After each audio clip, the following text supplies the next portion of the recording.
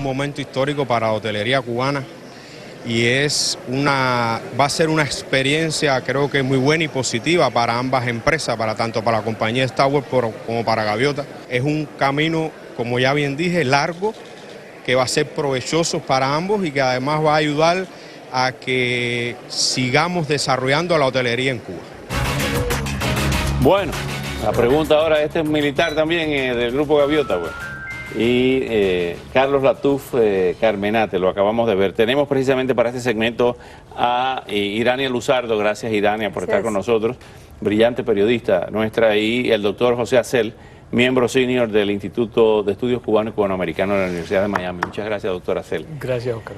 La lectura de esto son varias, está lloviendo parejo en materia noticiosa. Está la apertura de este Hotel Sheraton. Starwood comienza a operar el Four Points de Sheraton, de este hospital de las Fuerzas Armadas. Gaviota fue fundado en 1988, según esta placa que tenemos, por las Fuerzas Armadas. Posee 55 hoteles con 24.000 habitaciones. El objetivo es llegar a 50.000 habitaciones. El 87% de los hoteles administrados por empresas extranjeras son de las Fuerzas Armadas. ¿Se acabó el embargo?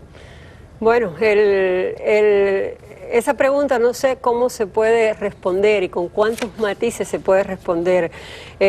Todavía creo que hasta ese momento, si lo miramos desde el punto de vista técnico, diríamos que sí. Desde el punto de vista moral tendría varias lecturas.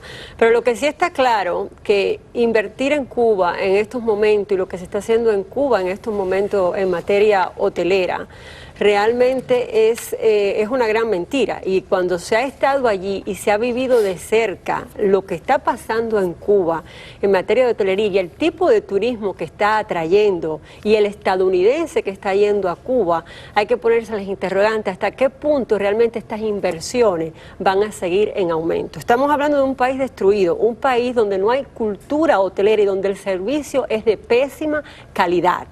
El Grupo Gaviota, pues como bien se decía, es un grupo que siempre se ha asociado a la operación militar en Cuba. De hecho, hace 20 años atrás, ninguna cadena ni ningún grupo que perteneciera al Grupo Gaviota podía entrar ningún ciudadano cubano, ni siquiera extranjero que no perteneciera o estuviera asociado con las Fuerzas Armadas. Con las Fuerzas Armadas. José Acel, el uso de Mastercard, que se puede usar ahora Mastercard, y este Hotel Starwood en Cuba, están abriendo interrogantes legales. ¿Se está violando el embargo técnicamente? Yo creo que técnicamente sí, Oscar, pero hay una ironía para mí en esto que estamos viendo, donde una propiedad de las Fuerzas Armadas cubanas se la está administrando para que tenga mejor administración. En plena Quinta Avenida. Una empresa norteamericana para que los militares cubanos puedan obtener mayores beneficios. Los clientes, supongo que gran parte de los huéspedes van a ser ciudadanos norteamericanos.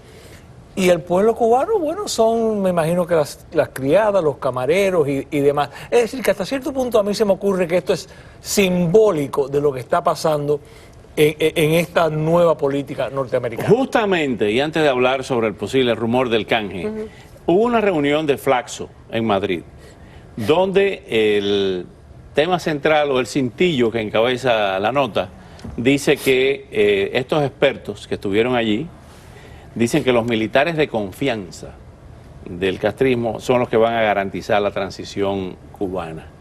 O sea, después que en el 2018 dice una experta que va a dejar el poder, Raúl Castro, va a dejar la presidencia del Consejo de Ministros y del Consejo de Estado, pero no como primer secretario del partido, que es donde está el verdadero poder. Eso está por verse. Eso está por verse. Y yo creo que es que, yo no sé si ya el tema de la transición es una palabra que se puede decir en términos políticos, porque es tan surrealista la realidad que hay en Cuba. Y cuando se ha visitado Cuba recientemente, tú te das cuenta que ni siquiera a nivel estructural, político, la transición yo creo que ya está allí, ni siquiera ya... O la sucesión. La sucesión. La sucesión, por así decirlo, la sucesión que va a ser más del mismo desastre político, social, económico que se está viviendo. O sea, si tú vas al ciudadano de pie en Cuba, es que ni siquiera ya se plantean ningún tema ni de transición ni de sucesión. ¿Cómo se garantiza la estabilidad sin los Castro? Cuando ya el mandato de la biología le modifique la salud a Fidel y a Raúl Castro? Bueno, lo que vamos a ver, yo sospecho, será una sucesión, es decir, un cambio de poder dentro de esa jerarquía militar, pero no una transición que implica un cambio del modelo económico y del modelo político. Es decir, que yo no veo absolutamente ninguna transición técnica desde el punto de vista de un cambio del modelo cubano. Va a haber una sucesión de la jerarquía, punto. Es que yo creo que ya no hay ni modelo. Cuba la están vendiendo. La están vendiendo al mejor postor. Sí. O sea, yo no creo que hay un modelo. ¿Ya cuál es el modelo que hay? Bueno, porque no hay ni bueno, el modelo, o sea, del control político, el control político es otra cosa, pero el modelo económico, si estamos analizando esto con la cuestión de por qué alguien va a invertir en Cuba, por qué a un estadounidense, por qué a un inversionista estadounidense le interesaría invertir en Cuba, no hay modelo, hay un gran desastre. Si los estadounidenses serían inteligentes en materia de inversión en Cuba, en vez de estar invirtiendo en La Habana Vieja o estar invirtiendo en Miramar, se tomarían todos los cayos que están vírgenes en Cuba, donde no tienen que lidiar con una serie de problemas, y entonces empezaría la inversión por ahí. Pero dentro de la cultura de algunos inversionistas a través de la historia, Armando Hammer, amigo de Lenin, con la Occidental Petroleum, llegó a pactar hasta con Gaddafi, a pesar de que Gaddafi la intervino con el rey Idris, y las inversiones con dictadores a través de la historia de este país, Cuba no es la excepción. Pero Oscar, estamos hablando de un país que más allá del tema de la dictadura, el tema de que no hay una infraestructura.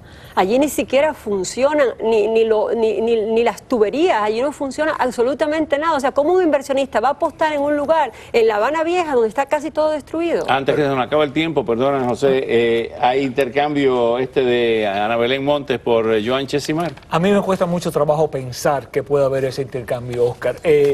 Ana Belén Montes es una persona que le causó un gran daño a la seguridad nacional de los Estados Unidos, una persona que traiciona a su país. Para que haya un cambio, técnicamente el presidente tiene que perdonar a esa persona. Y yo sospecho que los sistemas, todas esas personas de la comunidad de inteligencia que sacrifican sus vidas para proteger los Estados Unidos, sería una bofetada tan y tan grande para los servicios de inteligencia norteamericanos que se perdonara a esa persona. Pero no dieron con los miembros de la Red Avispa esa bofetada.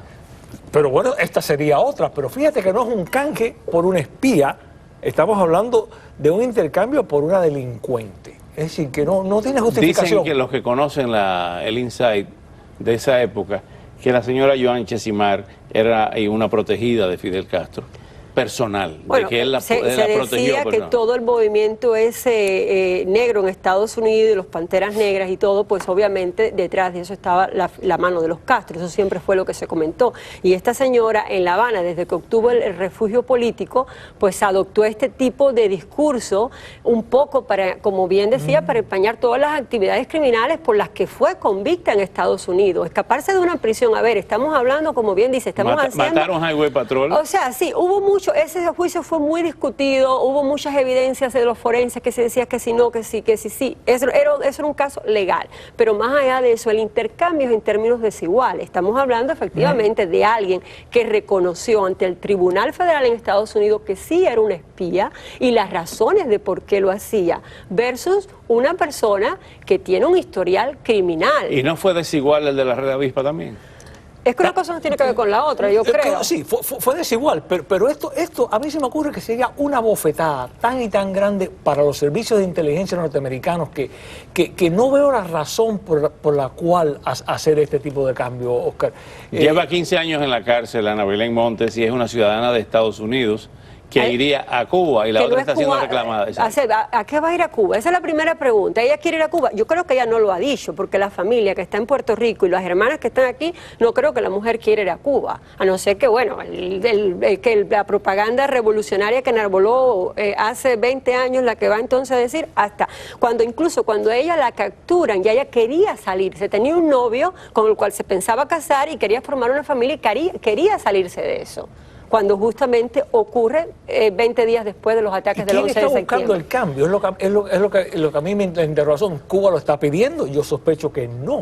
necesariamente Cuba lo esté Probablemente pidiendo. Cuba sí lo pudiera estar pidiendo, porque de alguna manera si ocurre ese cambio es legitimizar, ok, yo entonces tú estás reconociendo que yo le di asilo político a una persona que tú consideras criminal, pero yo bajo el protocolo, entonces de lo que es el protocolo internacional, sería no una celada política, no una criminal. Vamos a esperar a ver qué va a pasar con esto. Gracias por venir esta noche.